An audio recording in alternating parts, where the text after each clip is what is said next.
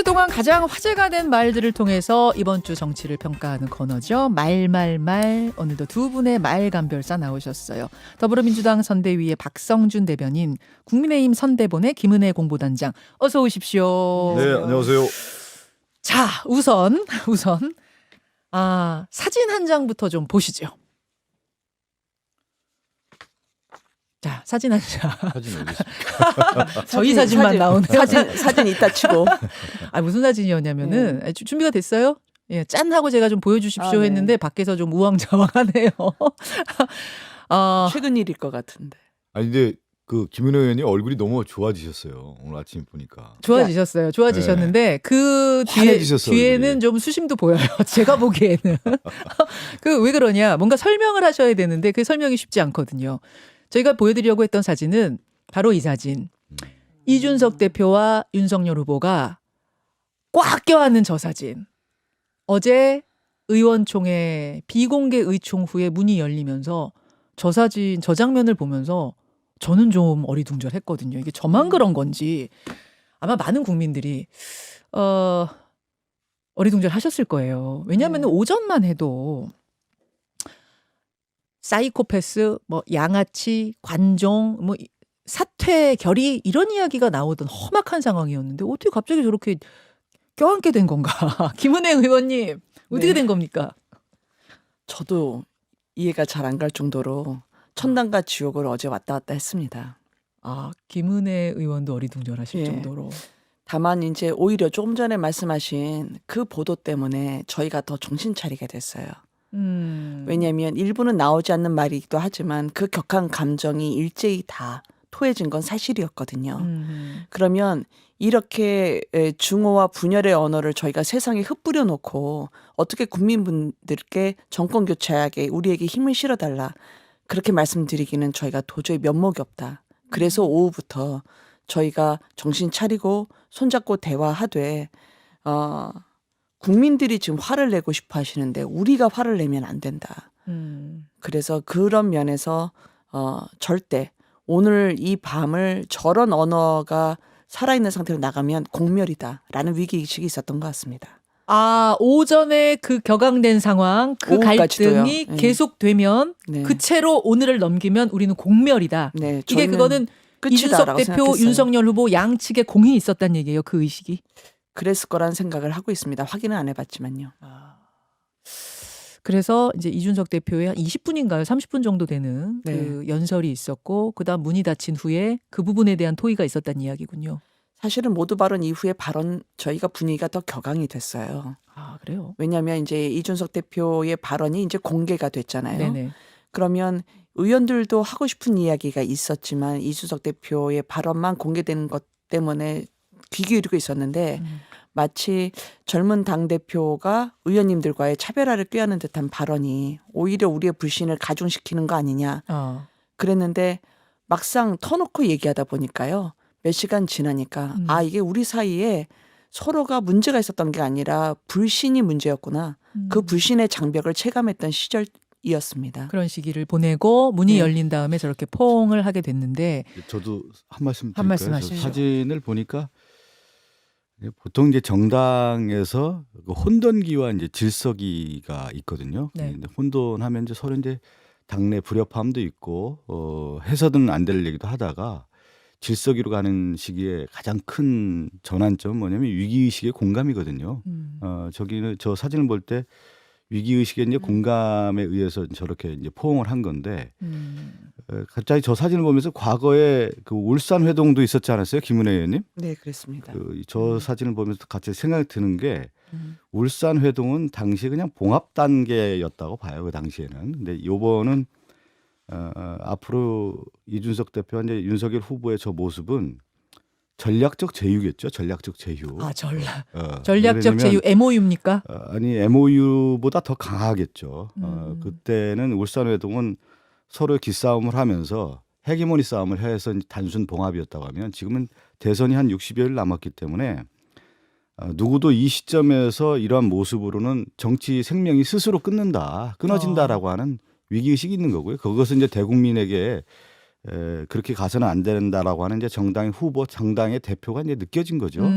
그렇기 때문에 저는 이제 국민의힘이 이제 조금 더 진영이 갖춰질 거라고 봅니다. 이제 본선의 이제 게임이 이제 시작이다. 이렇게 이제 시작이다. 보는 것 같고요. 다만 가장 중요한 것은 위기의 본질이 어디 있느냐를 이제 보면 후보의 요인도 매우 크거든요. 그럼 이제 앞으로 후보의 리더십이 어느 정도 연착이 되고 뿌리를 내리냐가 관건이겠죠. 근데 60일 남았기 때문에 그 국민의힘 지지자도 그렇고 국민의힘 내부에 있는 김은혜 의원님을 비롯해서 네. 위기의식이 강하기 때문에 아마 똘똘 뭉치겠죠. 저희들도 똘똘 뭉치고 그래서 이제 본격적인 싸움이 이제 시작되는 이제 거죠. 시작이다. 예. 어제 두 분 저렇게 화해하신 후에 네. 평택 화재 현장을 갔는데 네. 이준석 대표 차로 간 거죠. 네, 그랬습니다. 이준석 대표의 그 전기차에 이준석 대표가 운전하고 옆자리에 윤석열 후보 앉고 네네. 뒤에 김기현 원내대표랑 권영세 선대본부장이 타고 이렇게 네 분이 간 거예요. 네, 일단 왜냐하면 유명을 달리한 소방관 분들을 저희가 그 명복을 빌기 위해서 간 자리였기 때문에 네. 구체적으로 말씀드리는 게 좀 송구하긴 한데요. 당초에 그 이준석 대표의 첫 비단 주머니는 바로 저런 장면이었었습니다. 그래서 택시 운전사 자격증 있는 이준석 대표가 몰고 윤석열 후보가 옆에 타면서 전국 방방곡곡을 다니는 거였죠. 어제 상징적인 사실 장면이죠. 이 대표가 가진 아이디어가 워낙 흡인력이 있고요.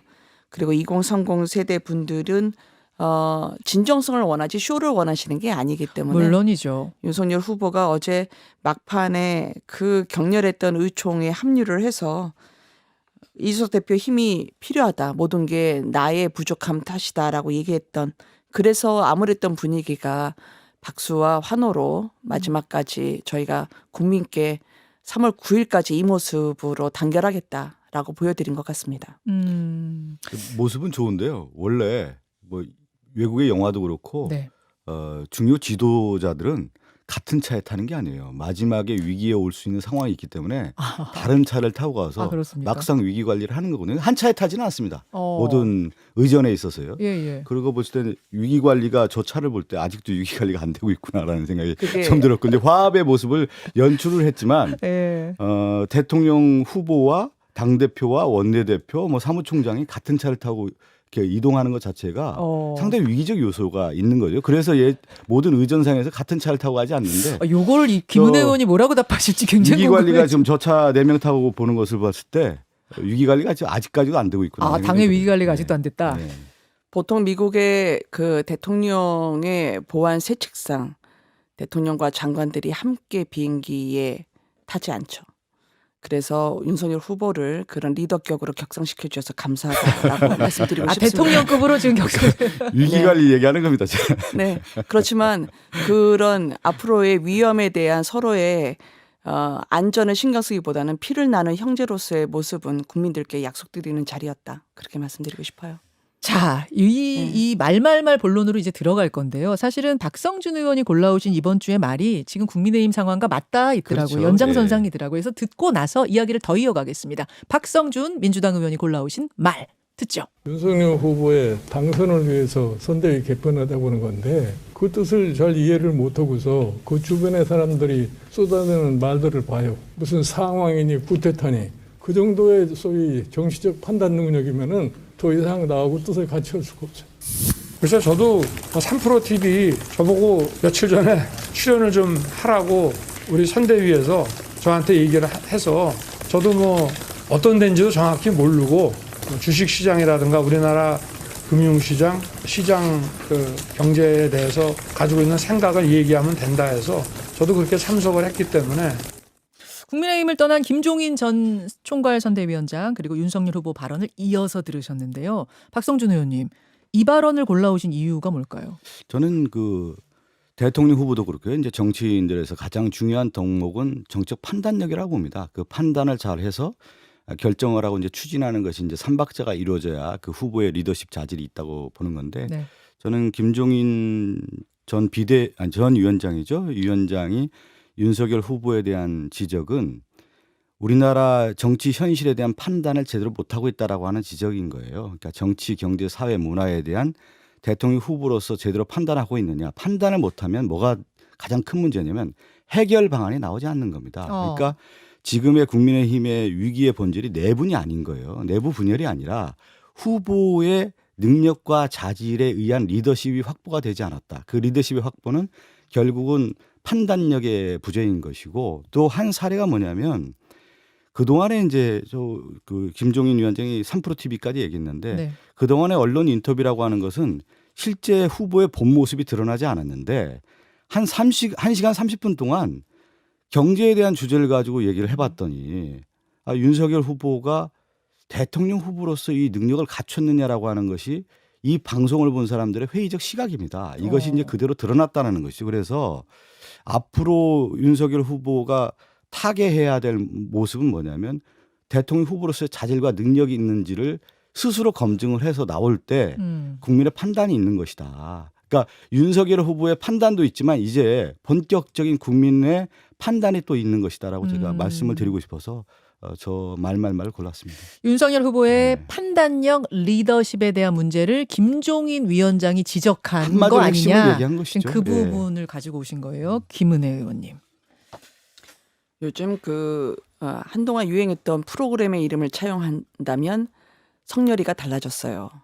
라는 취지로 말씀을 드리고 싶습니다. 우리 아이가 달라졌어요. 그 패러디하신 거예요. 네, 그렇습니다. 예. 판단이 중요하죠. 그리고 그 판단의 과정과 결과를 지난 사흘간 윤석열 후보가 혼자 고독하게 고민하고 고심했던 선대위 해상과 함께 국민 속으로 들어가는 그 현장 그리고 내놓는 공약으로 한 발 한 발 차곡차곡 보여드린다고 생각을 합니다. 특히 이제 어제 그 지하철 출근길 주민분들께 인사하는 자리가 있었었는데요. 사실 저희 신문진도 다 몰랐습니다. 그러니까 국민분들께 언론에 풀을 하고 그러면 인사드리는데 송과달해서 홀로 나왔던 자리였는데요. 결국은 위기를 돌파해내는 건 후보의 리더십이어야 합니다. 저는 적극 공감하고요.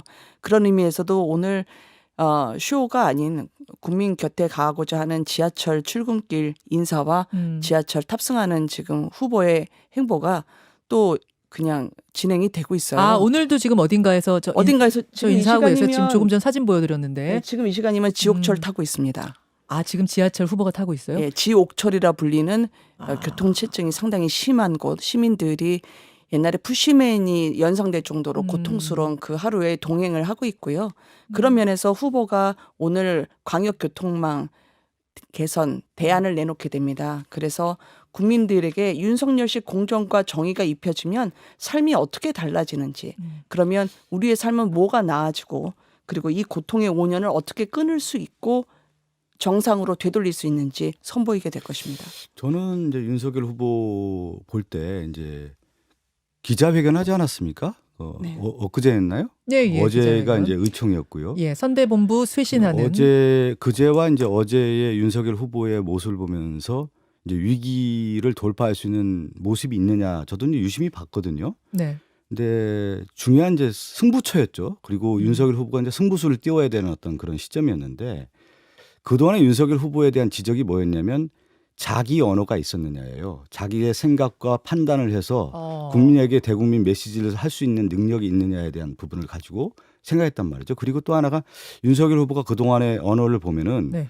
자기 그냥 생각을 툭 털어놓듯이 한다라는 거죠. 그러니까 객관의 언어를 할 수 있는 능력이 있느냐. 그러니까 국민의 눈높이에 맞춰서 이런 거였는데 그 위기 상황에서 윤석열 후보가 기자회견과 의총장에서는 자기의 얘기를 해야 되는 것이죠. 근데 써준 원고를 가지고 쭉 읽으면서 얘기를 하더라고요. 그래서 이것은 뭐냐면 중대한 승부처의 정치인은 자기의 생각과 비전과 포부를 갖고 내 위기를 이렇게 진단하고 있다. 나는 이렇게 가겠다라고 하는 것을 대국민 설득을 하고 국민의뿐만 아니라 자당에 있는 의원들에게 설득을 해야 되는 거예요. 그날 선대위 쇄신 기자회견 때 읽은 게 본인이 써서 읽은 게 아니라고. 아니 제 말은 써서 읽는 게 아니라 자기의 솔직한 얘기를 하는 거죠.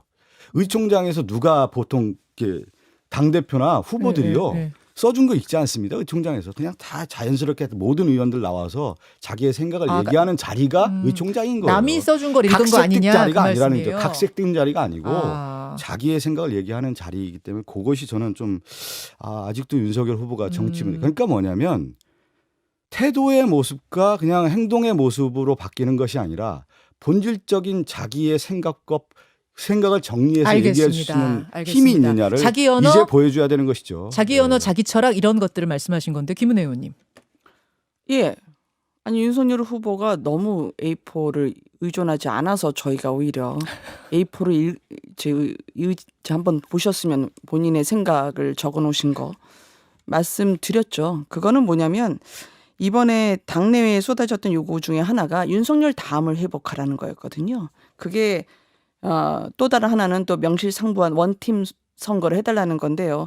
선거에 왕도가 없다고 봅니다. 저희는 뭐 일자리나 부동산 문제나 이 국가적 난제들에 대해서 윤석열 후보만큼 토론으로 이재명 후보와 맞상대로 우위를 보여줄 후보가 없다고 생각하거든요. 그래서 저희가 토론하자고 당장 하자고 했는데 아직 답이 없는 것 같아요. 그래서 당장 하자고 제안하셨어요? 예, 그러니까 법정 토론 말고? 법정 토론 말고 특히 이제 이재명 후보가 예. 부동산 토론 이제 대장동 토론 하자고 하셨던 것 같은데 받아들이겠다고 했죠. 제안을 한다고. 아니 저희는 제안한 적이 없습니다. 아니 제안한다고 하면 받아들이겠다. 예, 근데 어떤 왜, 토론의 주제든 왜 상관없다. 토론의 주제를 왜 대장동만 제안하시나요?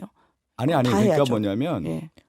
제가 기억하기로는 이제 국민의힘 언론에서 이제 대장동 관련된 문제를 워낙 제기하니까 토론의 주제는 이제 우리 이재명 후보 같은 경우 어떤 주제도 상관없다. 제가 정리를 뭐든, 좀 돌아가는 거 아니까 제가 정리를 하자면 이제 민주당 쪽에서 계속 토론하자 왜 안 받느냐 이렇게 먼저 나왔고 그러자 이제 국민의힘에서 그럼 대장동 토론을 받겠느냐 대장동 가지고 얘기하자 먼저 그렇게 나왔죠. 그렇게 된 거죠. 그렇게 돼서 아마 민주당 근데 그 다음에 그것도 민주당이 안 저희는 받았어요. 대장동 토론하자고 제안한 적이 없습니다. 공식은 아닌가 봅니다. 그러면 의원들 중에 뭐- 이렇게 말씀하신 분은 계세요. 아, 예, 그렇군요. 예, 대장동으로 그런데- 하자. 예, 그래서 이재명 후보님이 대장동 토론하자 하셨는데 저희의 입장은 아니 왜 대장동만 토론하냐. 주제 제한 없이 그럼요. 그리고 시기도 당장 협상에 착수해서 국민 여러분들께 알 권리를 제공해 주자. 그래서 윤석열 후보가 이번에 역제안을 했거든요. 근데 아직 어떤 답변을- 제안이었죠? 역제안 제가 전 몰랐는데. 토론 당장 하자. 그리고 시기, 주제, 제한 없다. 네, 그래요? 그거 하면 되고요. 네네.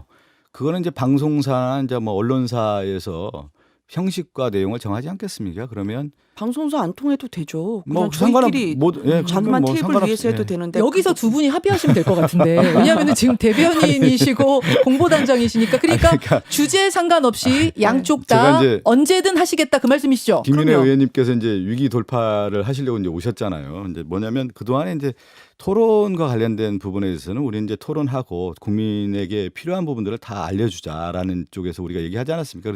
그런데 이제 윤석열 후보 쪽에서는 조금 망설였던 것 같아요. 이제 본격적으로 나왔으니까 이제 언제든지 할 수 있는 거 아니겠습니까? 예, 답 주셨으면 좋겠어요. 근데 뭐 방송사 통할 때만 하자고 그러셔서 아니 방송사 그동안에 우리가 보통 보면 언론사를 통해서 하니까 자, 제가 제가 그런 얘기 했던 정리하겠습니다. 거고 제가 언제든 하나만, 상관이 없다는 그건 거죠. 아니죠. 네. 내가 토론하자고 했더니 진짜 토론하는 줄 알더라.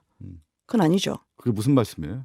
예전에 박근혜 전 대통령 예. 존경한다고 했더니 진짜 존경하는 줄 알더라 했던 것처럼 내가 토론하자고 했더니 진짜 토론하자고 하는 줄 알더라. 우리가 그건 아니죠. 그냥 맥락을 가지고 얘기하시죠. 우리. 여러분 단순 단어 가지고 얘기하기 시작하면 폭. 제가 정리하겠습니다.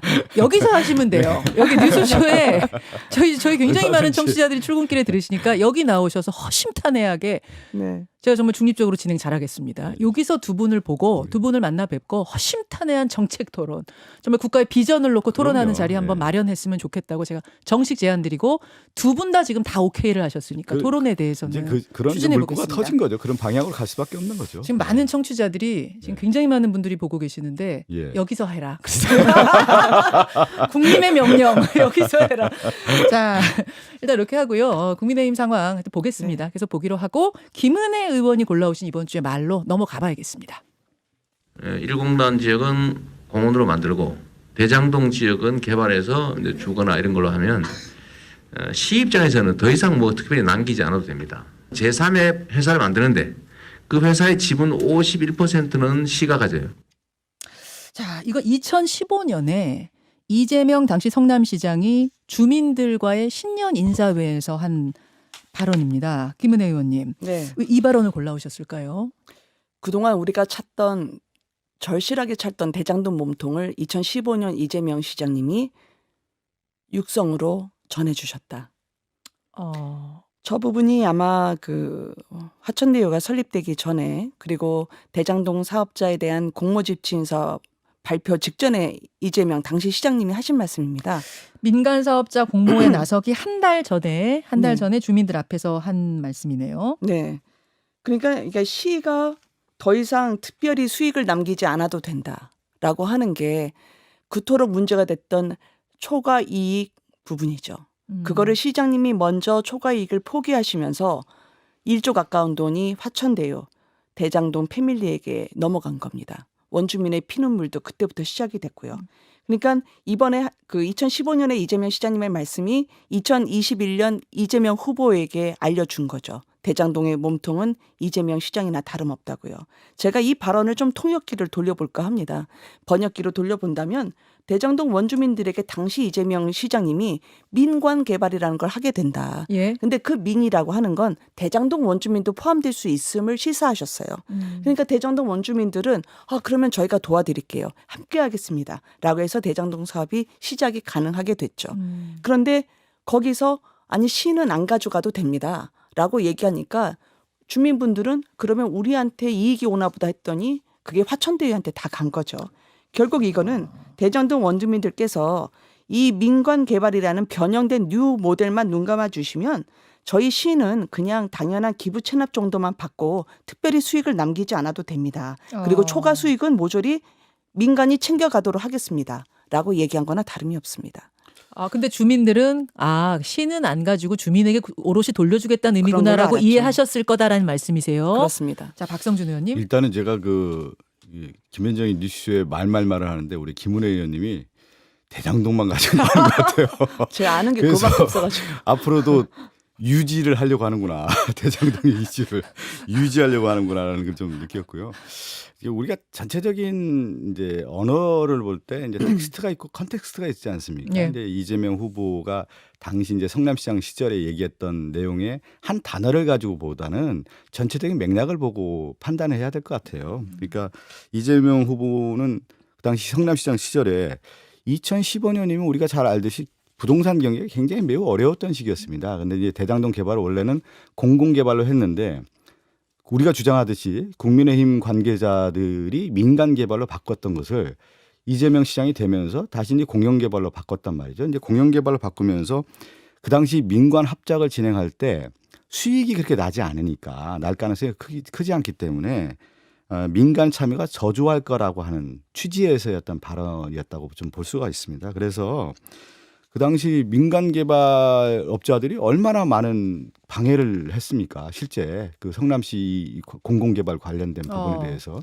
그리고 배당 문제도 우선수익을 했고 그것이 이제 수익을 실질적으로 받아서 민간에게 돌려줬다라고 하는 것이 2015년 그 이후에 많은 그 공영개발의 선진 사례였다라는 부분을 우리가 잘 알아야 될 것 같습니다. 그리고 이 이슈 자체는 계속 뭐 대선 이슈로 지금 등장을 하는데 저는 그렇게 얘기를 좀 하고 싶어요. 만약에 이제 윤석열 후보가 이 문제를 대선 이슈로 가고 싶다고 하면은 언제든지 이재명 후보와의 토론에서 문제 제기를 하고 또 이 문제는 기본적으로 수사가 진행되는 문제 아니겠습니까? 그래서 후보의 토론을 통해서 이 문제를 입증하고 싶다고 하면은 얼마든지 우리가 받아들이겠다는 말씀드리고 또 수사는 수사대로 진행되는 문제이기 때문에 그렇게 말씀드리고 싶습니다. 자, 김은혜 의원님. 제가 이 문제를 제기한 것은 말 한마디가 아니라 우리나라 대통령을 뽑는 그 리더의 자질의 가장 중요한 도덕성 그리고 역량을 얘기하는 겁니다. 왜냐하면 초과이익 환수 삭제에 대해서는 이재명 지사님 시절에 국감 때 그거 실무자들이 해서 난 몰랐다라는 취지로 얘기를 했거든요. 근데 2015년부터 알고 계셨었어요.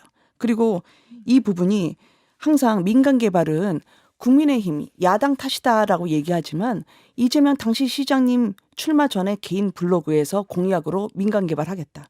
그리고 시장이 되고 나서도 간부 수첩에 이재명 시장님의 명으로 민간 개발 추진. 그리고 그 원주민들에게도 민간 개발하겠다라고 시장 되기 전에 말씀하셨죠. 근데 그 약속을 시장 되고 나서 마치 다 국민의힘 탓으로 어쩔 수 없이 민간 개발 안 된 것처럼 얘기하는 건 그렇죠. 민간 개발을 국민의힘이 추진한 것처럼 탓을 돌리시는 건 그건 책임 있는 리더의 자세가 아니에요. 뭐 자료가 다 나오지 않나요? 아니요. 그래서 그 자료를 찾아봤더니 얼마 이제 전에 나 한 번만 얘기 끝나면 안 될까요? 알겠습니다. 하십시오. 예. 아니 오늘 충분히 하십시오. 토론회에서 그 당시에 국민의힘이 반대했다. 왜냐하면 다수당이 국민의힘이었기 때문에 민간 개발을 국민의힘이 요청했다고 했는데 제가 그 당시 찾아보니까 2014년 지자체 선거에서 다수당은 민주당입니다. 아. 근데 그런 식으로 현혹하시면 안 된다고 생각해요. 팩트는 정확하게 하자. 그래서 국민들에게 사실을 알리는 그래서 토론이 중요하다. 자, 근데 지금 중요 핵심 인물 중에 두 분이 돌아가셨잖아요. 과연 수사가 이게 정말로 끝까지 진실을 밝히는 데까지 갈 수 있을 것인가? 뭐 민주당도 답답할 것 같고 국민의힘도 답답할 것 같고 수사가 이게 더 갈 수 있는 거예요? 중간에 사다리 중에 두 개가 끊어졌는데 아니 이제 어떻게 보세요? 지금 이제 수사하고 또 특검과 관련된 얘기가 계속 나오지 않았습니까? 예. 그래서 특검이라고 했을 경우에는 저희 당 같은 경우는 조건 없이 성의 없이 지체 없이 하자는 거 아니겠어요? 그래서 대장동과 관련된 부분이 있다고 하면 그 초기 자본이 어떻게 유입됐는지 그 유입에 대한 부분뿐만 아니라 그럼 돈이 어디로 흘러갔는지 그 돈을 받은 사람들 다 나오잖아. 50억 클럽이라든가 초기 자본이 그러니까 부산저축은행 비리 사건을 무마해 줬던 당사자가 그러면 윤석열 후보가 아니겠느냐. 그러면 윤석열 후보도 조사를 해서 이것을 명명백백하게 밝히는 것이 마땅하다. 그러면 수사가 지금 어느 정도 됐기 때문에 야당도 특검을 얘기하고 예. 우리 당도 특검을 지금 해야 된다는 얘기를 하고 있기 때문에 예. 그것을 조건 없이 성의 없이 지체 없이 한다고 하면은 이 문제는 얼마든지 밝힐 수 있다고 봅니다. 예. 그 가장 중요한 두 분. 극단적 선택을 압수수색 직전에 하려고 했다는 유동규 전 본부장에 대해서 마치 어항 속 열대어 보듯이 이재명 지사는 다 알고 있었습니다. 그때 통화가 압수수색 직전까지 통화가 이재명 후보의 최측근이라고 본인도 인정했던 김용 부본부장 네. 그리고 정진상 부실장과 도합 14차례 통화를 했죠. 유동규 전 본부장이요. 그런데 그런 사건의 키를 쥐고 있는 정진상 부실장은 내일 검찰에 소환돼서 아마 조사를 받을 것으로 예상되는데 또 미룰지 모르겠습니다만 공개 소환이 아닐 겁니다. 물론 공개 소환 아니기라고 하지만 이 두 사람에 대한 검찰 수사 계속 차일피일 미뤄지면서 대장동은 이제 공소시효 이 두 분에 대해서는 아마 한 달밖에 안 남았을 겁니다. 아, 정진상, 김용 두 분에 대해서 김용님은 아직 잘 네네. 밝혀지지 않았고요. 정진상 부시장에 대한 공소시효는 이제 한 달밖에 안 남았습니다. 그렇습니까? 검찰이 뭉개면 이 사건은 영원히 비밀 속에 파묻힐 겁니다. 많이 그 수사 뭐 예. 야당에서도 늘 뭐 저렇게 이제 주장을 하고 있는데 지금 수사가 진행되고 있고요. 또 위진한 부분에 대해서 야당에서 그 특검을 계속 주장하지 않았습니까? 그래서 저희들 당에서도 지금 이재명 후보도 특검을 하겠다라고 얘기를 했고 당도 마찬가지 입장을 지금 내놓고 있단 말이에요. 그러면 이 야당에서 뭐 윤석열 후보까지 포함해서 다 특검을 받아주면 되는 겁니다. 그래서 그 부분에 대한 것이 의심이 된다고 하면은 특검을 통해 또 밝히면 되는 거고요. 근데 양쪽 다 특검하자 하는데 저는 왜 더 이상 진전이 없는 건지 이거 하나 궁금하고요. 그러니까 특검법을 발의를 했는데 예. 특검법 자체가 정치적 수사적인 의미가 되게 강해요. 특검 제목이 뭐냐면 더불어민주당 후보인 이재명 특검법이에요. 그것은 정치적 받을 수가 의도성이 없다, 있는 민주당이. 거고 그다음에 내용에 가장 중요한 것이 네. 우리 당이 주장했던 부산저축은행 비리와 관련된 부분은 그 저축은행 비리에 의해서 초기 자본 한 1,100여 원이 토지 매입 비용이 들어간 거 아니겠습니까? 그 부분을 조사를 해야 된다라고 우리가 늘 주장했고 그러면 돈 그거 받은 빠졌어요, 그건? 그 지금 내용이 들어가 있지 않잖아요. 아, 들어가 있지 그래서 않았- 그걸 김은혜 오히려 이제 의원님. 여야 협의 과정에서 하자는 예. 얘기인데 그거 다 넣어서 특검법을 발의해야 되는 거 아니겠어요? 초기에 그러니까 그 특검의 부분이 제목 때문에 문제라면 그건 좀 바꿔준다든지. 제목 또 내용 자체도 문제가 많아요. 네, 그 내용도 좀 넣어서 하면 안 되나요? 청취자분들이 지겨우실 것 같아요. 특검 얘기하면 맨날 챗바퀴 도니까. 네, 챗바퀴 돌아요. 그러니까 여당 자체가 회의를 열어주지도 않고 법안에 대해서 논의도 안 하고 있고요. 저는 아니 상설 이제 특검법 있지 잠깐만요. 않습니까? 저희 예. 김문기 유한기님 돌아가신 두 분만 네. 이제 억울하게 됐습니다. 그래서 그분들의 억울함을 저희가 풀어드리기 위해서 이재명 후보님은 자신을 위해서 평생을 바친 분들에 대한 조의 한 번 안 했죠. 왜 그랬을까요? 뭐가 두려웠을까요? 저는 그 대장동에 국민들 피눈물하게 했던 그 비밀은 빨리 특검법 협상할 수 있도록 법사위 열어주십시오. 민주당이 안 열어줘서 이때까지 안 됐습니다. 제발. 네. 아니 법사위에서 원래 있는 특검 상설 특검법 있지 않습니까? 네. 상설 특검법은 여야 이제 원내 지도부, 여야 원내대표, 원내 수석들이 합의해서 그것을 이제 상정하면은 되는 겁니다. 지금 특검법이 있기 때문에. 근데 지금 가장 큰 문제가 뭐냐면 여야 원내대표의 의견 차이가 있는 것이죠. 우리가 주장하는 내용에 대해서 야당이 충분히 받아들이지도 못하는 상설 부분이 있기 특검법의 때문에. 구성을 보면 여당이 넷입니다. 여권이. 그리고 국민의힘 둘, 그리고 대한변협 하나입니다. 4대 1대 2의 구도를 왜 원하시나요? 민주당이 유리해서 그런 거 아닌가요? 자, 바로 이 부분 때문에 지금 진척이 안 되고 있다는 거 여러분들 아마 들으셨을 겁니다. 여러분 나름대로의 판단은 보내주시고요. 두 분과는 여기서 인사 나누죠. 말말말 박성준 의원, 김은혜 의원 고맙습니다. 네, 감사합니다. 김현정의 뉴스쇼는 청취자 여러분의 참여로 이루어집니다. 트위터, 페이스북, 레인보우 게시판, 그리고 단문 50원, 장문 100원의 유료 문자 샵 1212, 우물정 1212 통해 참여하실 수 있습니다. 김현정의 뉴스쇼, 여러분과 함께 만듭니다.